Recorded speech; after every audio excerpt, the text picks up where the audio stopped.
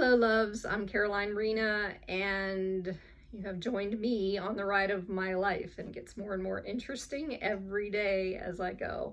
And I just wanted to let you know that I do transformational coaching, which helps people to work through and heal their nervous system from trauma so you can gain more clarity and find freedom in your life. And one of these ways of gaining this clarity is to know the difference between a reaction and a response. And I'm going to talk to you today about how to respond rather than react. And in that process, I'll explain to you what the difference is between a reaction and a response. And then I'll go through 4 ways of working through that so you can actually clear out your nervous system. When we're aware of something, when I became more aware of how this worked, it helped me to walk through this. The key is to be aware. So what is a reaction? A reaction is a quick, real fast, habitual way of bouncing after a situation or an interaction with somebody. And it all stems from the subconscious. It's because of the traumas, because of the things we've experienced, because we never learned how to work with our emotions. All these things happen to cause us to react. Then the other option is a response. Response is more of an awareness. It's acting as the observer. It's like this entity, for lack of better words for me to use, that's kind of watching and is in the present moment, aware of what's going on. And that is the one part of who we are, who reminds us to stop the reaction and respond instead of going to the stress response. And this is more of a conscious effort, not even an effort. It's just once you get through and learn how to do this, it becomes a natural thing. But at the beginning, it might be a little bit of an effort. And I want to share 4 ways of how to respond when you feel like you're about to react. Becoming the observer, watching yourself, because there is a split-second moment where you can see that, and I'll explain that in a minute.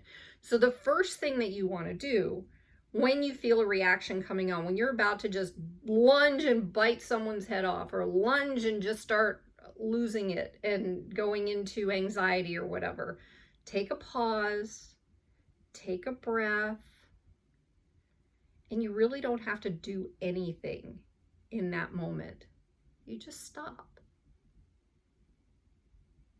And it gives you the opportunity to begin observing what is going on. So number 2, of course, is to observe what's coming up for you. Is it anxiety? Is it anger? What's happening? What's that feeling that's coming up inside of you? And give that a moment and just feel where it feels in your body.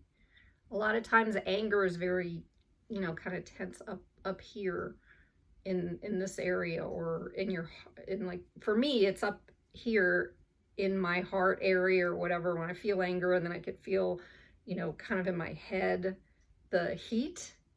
And there's a reason for that. And I'll explain that in a minute to go along with what I mentioned a moment ago of why this happens.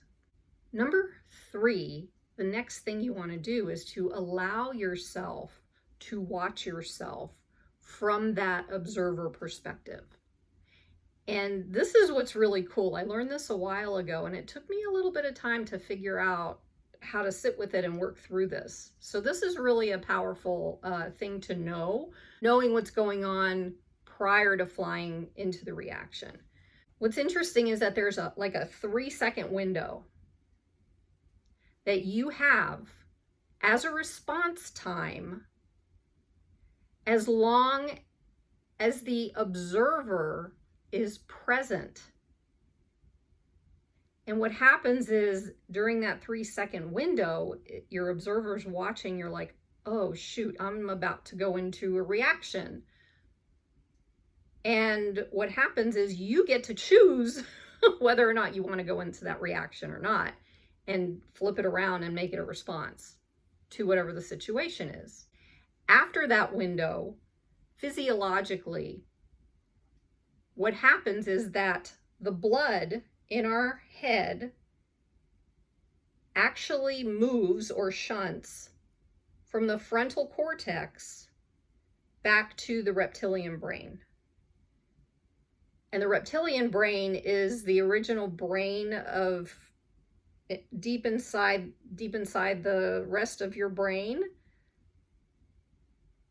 And it is where our reactions are coming from. And that is when we go out of control. Because our thinking brain, the frontal cortex, that if we stay in it, can guide us into the next move and the next response, completely goes offline, so to speak, and we end up back in the reptilian brain where we're going to react. Number 4, sit with that feeling that came up and begin to focus on your breath. Again, the breath is always the go-to for healing because it's part of our mechanism on calming the central nervous system down. So I'm always going to go for the breath as the first thing that you can do. So in this breath work, again, you sit with that, focus on it. You can do the 4-4-6 breathing where it's in to the count of 4, hold it for the count of 4, and then breathe out to the count of 6 until you begin to settle down a bit. And a side note on this is that reactions, as I mentioned before, are habits. And it's going to take a little bit of practice to do this. It's not something that's going to happen like right now and it's done and over with. I just wanted to make you aware of that in this process because that's how it works. And it just takes a little bit of time. Generally, a habit takes 21 days to change. So it's a good challenge to work through for you.